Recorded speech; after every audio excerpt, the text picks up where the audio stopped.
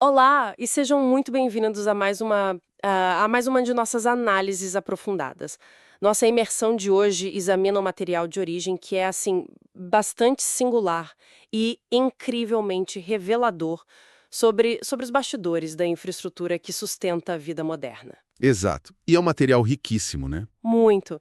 Nós temos acesso à gravação de áudio integral de uma aula prática de laboratório de engenharia elétrica, uma aula focada em instalações prediais, datada lá de março de 2026. E o que torna essa gravação tão valiosa para a gente discutir aqui é justamente a ausência de filtros. Uhum. Porque, sabe, não estamos lidando com um artigo acadêmico polido ou uma daquelas apresentações corporativas perfeitas.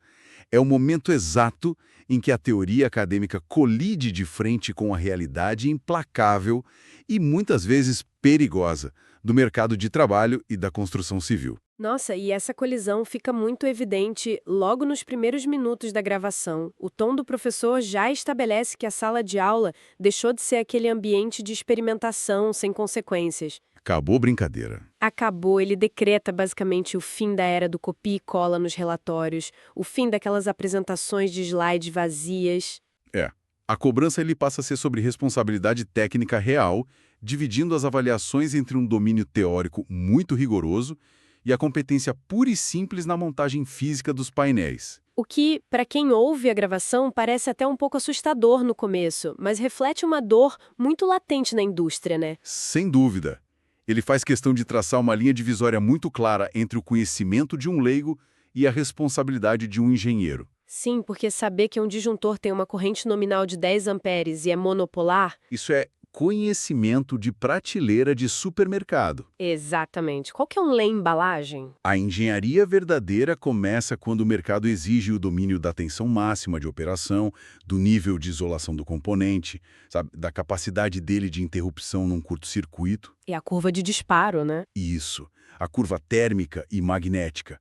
Se a aplicação exige uma curva B, C ou D, dependendo do enrush da carga, daquele pico de energia inicial. E isso nos leva direto para o núcleo da prática profissional, que são as famosas normas técnicas. As temidas normas. Pois é, no áudio a gente escuta o professor introduzindo a NBR 5410, a NBR 5419, que é para o SPDA, os para-raios, e a NR10. E ele não romantiza o processo de jeito nenhum. Nem um pouco. Ele admite abertamente que ler normas e catálogos de fabricantes é uma tarefa bem chata, bem árdua. Mas ele reforça que esse é o balizador inegociável da profissão. Tipo, a norma não é uma sugestão de decoração. De forma alguma. A norma é literalmente a fronteira entre uma instalação segura e um passivo criminal. O papel do laboratório ali na aula é materializar o texto frio dessa norma. E a importância desse rigor todo fica perfeitamente ilustrada pelo caso que o professor relata. A história do apartamento novo do secretário do departamento, o Mário Sérgio. Nossa, essa história é um clássico. Um exemplo perfeito de colapso nos processos de qualidade da construção civil moderna. Para nossa audiência entender a gravidade, é um alerta formidável sobre negligência. O cara comprou um apartamento de alto padrão, recém-entregue pela construtora, tudo lindo, mobiliado, pronto para morar. E aí ele vai ligar as coisas na tomada. Isso. No instante em que os primeiros equipamentos eletrônicos são conectados, dois deles queimam na mesma hora. Fazem um estalo e já era. E por que queimam? A investigação que fizeram depois revelou que as tomadas estavam entregando absurdos 380 volts. Imagina o susto. É uma falha bizarra de fechamento de circuito. Provavelmente uma inversão de fase e neutro, lá no quadro, que passou completamente batida. Mas o cerne dessa falha não é só o erro humano de quem montou, certo? Exato. O erro real, sistêmico, foi a inexistência de um comissionamento final. A equipe que executou a obra simplesmente ignorou o procedimento de aferição básica. Ninguém testou nada antes de entregar a chave? Ninguém. O professor usa esse evento catastrófico justamente para expor a aversão que muitos profissionais têm ao uso de instrumentos fundamentais. Como um multímetro. Sim, uma simples rotina de testes de continuidade e aferição de tensão percorrendo os circuitos da casa com um multímetro teria evitado todo esse prejuízo. É a grande diferença entre você apenas executar uma obra e atestar a segurança de uma obra. E o mais interessante é que essa negligência do mercado abre espaço para uma discussão muito pragmática na aula sobre oportunidades de negócio. O professor é muito sagaz nessa parte. Ele transforma o erro absurdo da construtora numa visão de negócios para os alunos ali presentes. Sim, ele aponta que o serviço de recebimento de obras é um nicho altamente demandado e monetizável hoje em dia. Verificar se o condutor de proteção, aquele famoso terceiro pino da tomada, possui continuidade real até o barramento de terra. Porque muitas vezes o pino tá lá, mas o fio terra não chega em lugar nenhum, né? Acontece demais. Ou checar se o padrão de cores dos cabos respeita a norma. Isso tudo é um serviço que pode ser cobrado. Há uma analogia brilhante que ele faz na aula, comparando instalações elétricas à mecânica de carros. Eu achei essa analogia fantástica, porque existe um mito na construção civil e até entre quem compra imóvel de que a elétrica, uma vez que você fecha a parede, ela é perpétua. Durará para sempre. E o professor desconstrói isso na hora. Ele lembra à turma que os componentes elétricos sofrem estresse térmico constante. O liga e desliga das coisas. Exato. O ciclo de aquecimento e resfriamento dos fios durante os picos de carga faz com que as conexões mecânicas, os próprios parafusos dos disjuntores, comecem a perder o torque ao longo do tempo.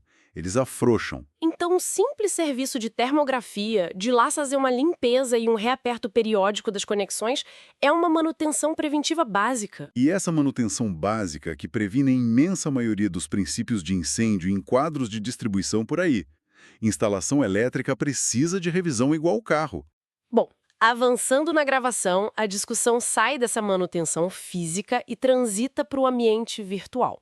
A gente entra numa batalha de ferramentas e metodologias de projeto. Onde o AutoCAD ainda aparece como requisito mínimo de sobrevivência na área. Muito em função das limitações financeiras e de hardware dos próprios estudantes, né? Nem todo mundo tem uma máquina potente para rodar coisas mais pesadas. Com certeza. Mas o consenso absoluto da aula aponta para a inevitabilidade da metodologia BIM, hoje capitaneada principalmente pelo Revit. E a transição do CAD para o BIM não é só trocar de programa, é uma mudança de paradigma essencial. Total. No CAD tradicional, o projetista senta e desenha linhas bidimensionais que simbolizam eletrodutos. É um desenho.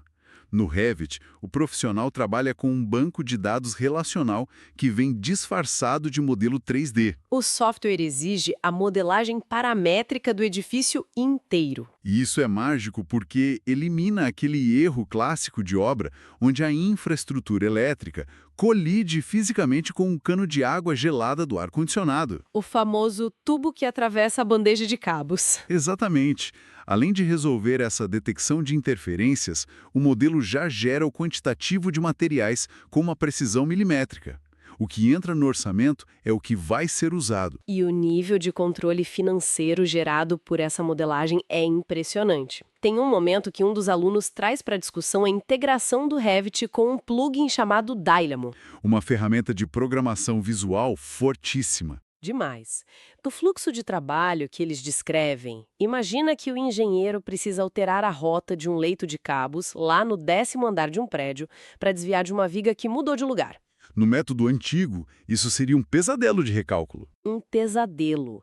Mas com o Dynamo, o software recalcula instantaneamente o volume de cobre adicionado por causa desse desvio, avalia a nova queda de tensão do circuito e já atualiza o impacto financeiro dessa alteração em tempo real no orçamento final da obra. É fantástico. Essa capacidade de prever custos e otimizar rotas com base em dados concretos eleva muito o valor do projeto no mercado. E o professor utiliza essa empolgação com a tecnologia para dar um conselho de carreira muito estratégico. O conselho sobre posicionamento no mercado, né? Isso. Ele aborda aquele problema crônico dos projetos residenciais pequenos, de baixa complexidade, que sofrem muito com a concorrência predatória. Tem muito profissional desqualificado que assina projeto baseado no puro achismo. Os famosos aventureiros. E a recomendação dele para fugir disso é super direta. Corram para as altas tensões. A tese é genial. A complexidade atua como um filtro natural de mercado.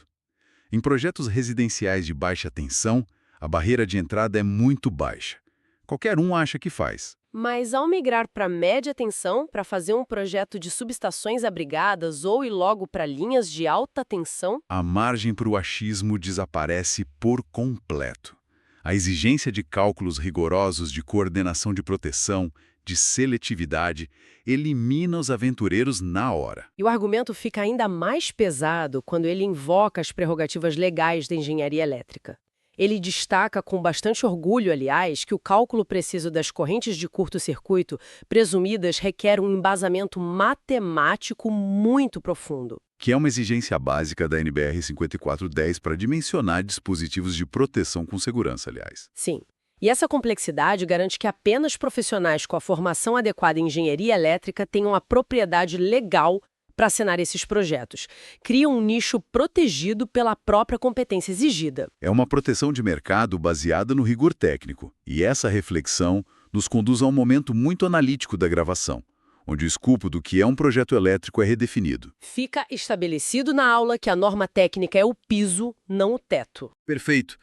A NBR 5410 estipula os limites de segurança, por exemplo, a restrição da queda de tensão a níveis aceitáveis, ali em torno de 4% a 5%, dependendo do ponto de entrega. Mas ela é completamente omissa em relação a critérios de conforto e eficiência energética, certo? Totalmente omissa. O que vai ditar o projeto de verdade, em última instância, é o perfil e o poder aquisitivo do usuário final do imóvel. E para cristalizar esse conceito de que o público define o projeto, o professor usa o exemplo da engenharia por trás do aquecimento de água. O caso dos chuveiros elétricos. Isso. Ele propõe um cenário. Imagina um apartamento de luxo altíssimo padrão com 6 suítes. Se o projetista aplicar de forma irrefletida o padrão de construção popular, ele vai colocar 6 chuveiros elétricos potentes de 4.000 ou 5.000 watts cada. O que resulta numa demanda coincidente bizarra de mais de 24 quilowatts apenas para o banho da família. É uma carga elétrica irracional. Exigiria cabos de bitolas impraticáveis para passar na parede e disjuntores de altíssima capacidade só para atender um único apartamento. E a saída técnica contemporânea para esse gargalo é óbvia. A transição para o aquecimento a gás Que muda tudo. muda completamente. Um aquecedor de passagem a gás reduz a demanda elétrica do ponto de banho para menos de 100 volt-amperes. É uma energia mínima consumida só pela placa de controle eletrônico e pela ventoinha de exaustão do aparelho. Ou seja, pode ser ligado numa tomada simples comum. Exato. Essa decisão de projeto resolve o estrangulamento elétrico do prédio. Mas, claro, transfere a complexidade para a engenharia civil e mecânica, que agora precisam projetar vastas redes de tubulação de água quente e prumadas de gás. Mas ao remover essa carga massiva dos chuveiros da conta, o projeto elétrico abre espaço no balanço de energia para as novas demandas que são inegociáveis no mercado imobiliário hoje. A climatização onipresente é a primeira da lista. Sim, sistemas VRF de ar-condicionado atendendo desde as 6 suítes até áreas comuns que antes não tinham isso, como guaritas de segurança e salões de festa. E, inevitavelmente, entra o elefante na sala. A mobilidade elétrica. A infraestrutura agora precisa acomodar as estações de recarga para veículos elétricos. O provisionamento para isso virou o grande desafio das construtoras. E o impacto dessa nova carga é realmente assustador quando a gente olha para a escala. A gravação menciona que as estações de recarga nos prédios já operam rotineiramente entregando entre 15 e 20 kW por vaga de garagem. E o professor não para por aí. Ele alerta para o cenário internacional, apontando que lá fora já operam carregadores ultra rápidos, chegando a 400 kW. Para o pessoal que nos acompanha contextualizar o absurdo desse número, um único carro elétrico plugado nessa potência de 400 kW consome, durante a recarga, a mesma energia que dezenas de apartamentos populares inteiros consumindo ao mesmo tempo. É surreal. E ele ainda cita projetos arquitetônicos peculiares para mostrar onde o mercado de luxo está indo, como aqueles edifícios em Fortaleza, onde elevadores automotivos gigantescos transportam os carros das pessoas diretamente para o interior da sala de estar nos andares superiores. O que nos puxa de volta para o núcleo daquela infraestrutura invisível dos condomínios que a gente não vê, o controle de motores e a gestão de fluidos do prédio. É muito louco pensar nisso.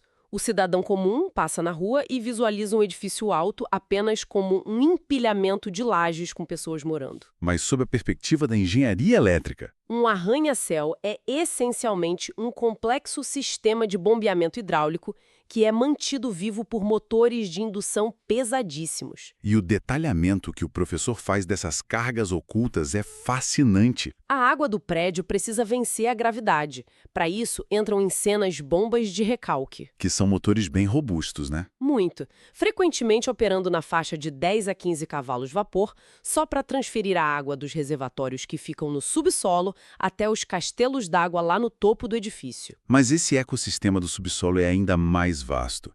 Tem as bombas de drenagem operando sem parar para conter infiltração de água do lençol freático. Senão, a garagem inunda. Bombas de pressurização para garantir que a cobertura tenha uma pressão de água confortável no chuveiro. Tem os sistemas de filtragem de piscinas. E acima de todas essas em criticidade, as bombas do sistema de combate a incêndio. E a gestão de toda essa infraestrutura motorizada obedece a um princípio fundamental de comandos elétricos que o professor intitula na aula de regra de ouro. A regra da redundância absoluta. Perfeito. Projetos de painéis de controle para sistemas críticos não brincam com a sorte. Se o cálculo diz que o prédio precisa de uma bomba de recalque para encher a caixa, o quadro elétrico deverá ser montado para controlar duas bombas. Elas operam em regime de revezamento automático, certo? Para garantir um desgaste mecânico igual para as duas. Exato. Uma liga num dia, a outra liga no outro. Mas o pulo do gato para o dimensionamento elétrico é o intertravamento lógico do painel, que impede fisicamente o funcionamento das duas juntas. O que significa que o cálculo de demanda de energia do edifício só precisa contabilizar a potência de uma bomba, o que barateia e otimiza o transformador geral. E temos outro grande consumidor de energia abordado, que são os elevadores. Que mudaram muito. O maquinário de tração, que historicamente era um terror na rede elétrica pelos picos imensos de corrente na hora de partir a cabine, hoje usa motores controlados por inversores de frequência. Esses drives eletrônicos mudaram o jogo. Eles manipulam a tensão e a frequência que vão para o motor, criando rampas de aceleração e desaceleração incrivelmente suaves. Isso não só elimina aquele tranco mecânico horrível na barriga de quem está dentro da cabine, como minimiza o impacto elétrico na rede do prédio durante a partida do motor.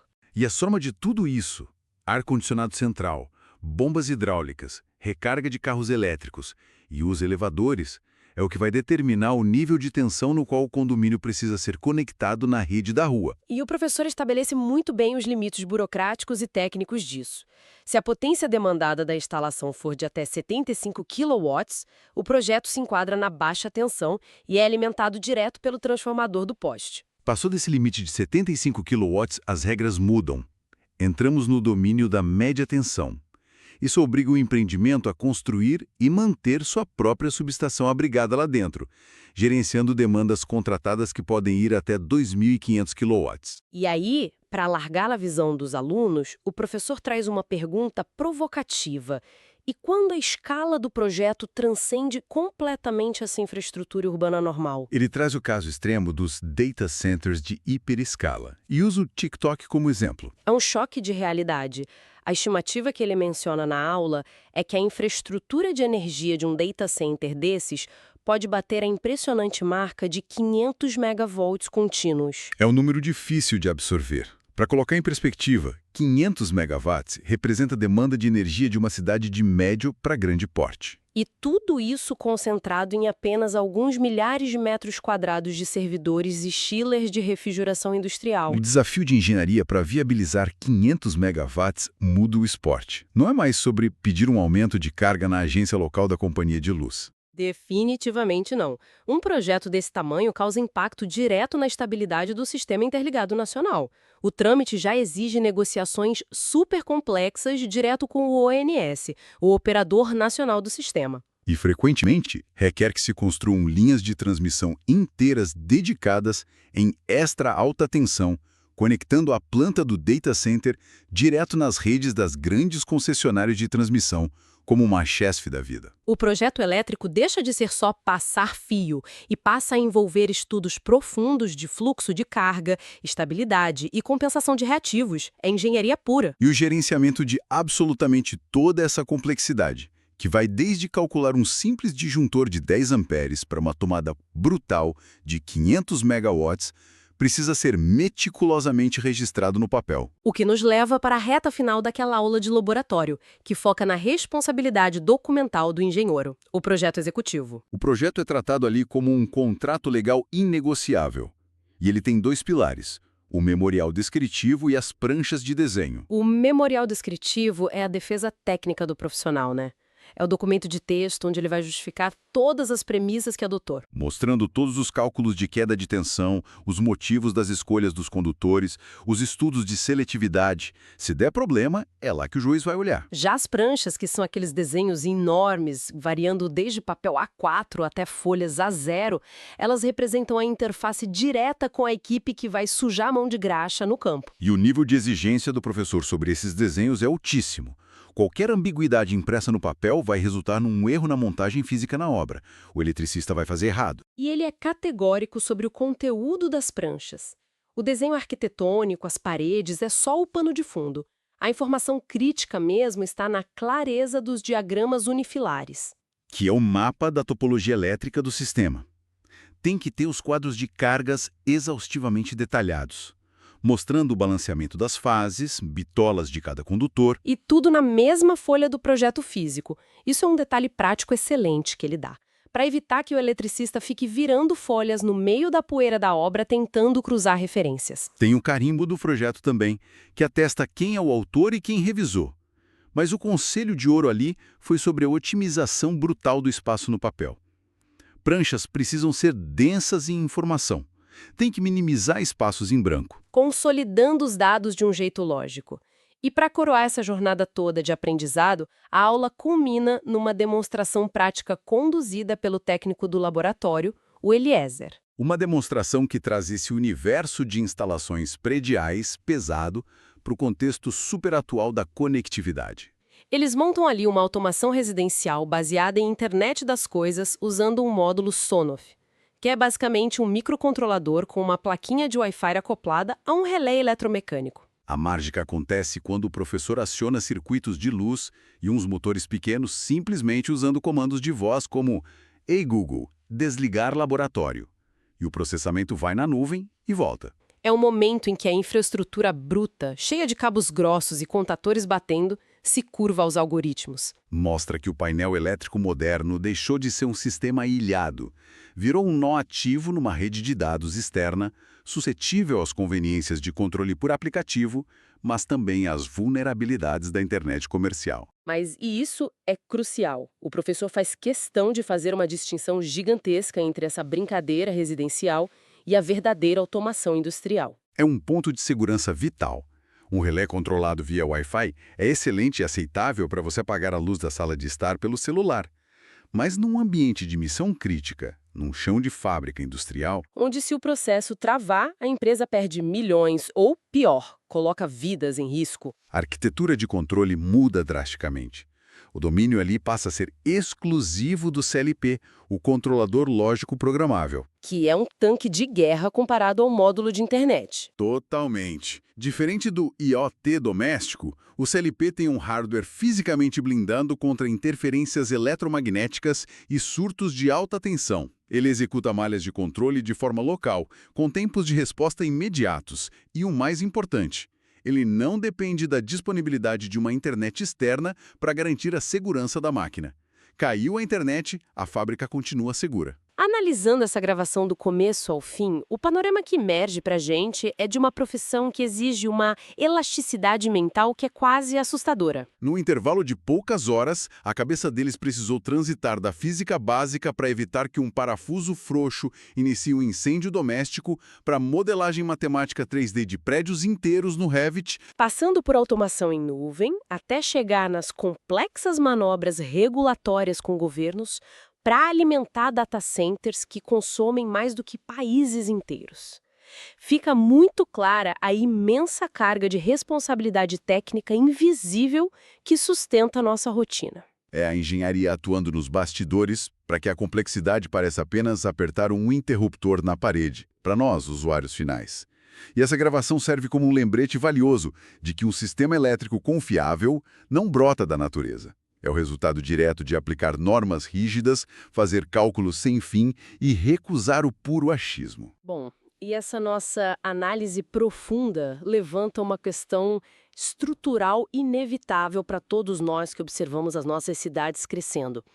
Se a gente notar a rápida extinção das tecnologias antigas, como os chuveiros, que dão espaço para sistemas a gás, mas, ao mesmo tempo, a gente tem essa invasão colossal de carros elétricos exigindo carregadores de dezenas ou centenas de quilowatts nas garagens antigas. E mais todas as casas entupidas de automação conectada. Exato. A grande reflexão que fica é: considerando que as redes de distribuição subterrâneas e de postes nas nossas metrópoles operam sob infraestruturas planejadas, sei lá, 30, 40 anos atrás, estaria o nosso ecossistema elétrico urbano verdadeiramente preparado para suportar essas demandas titânicas de um futuro que já chegou? É a pergunta de $1 milhão.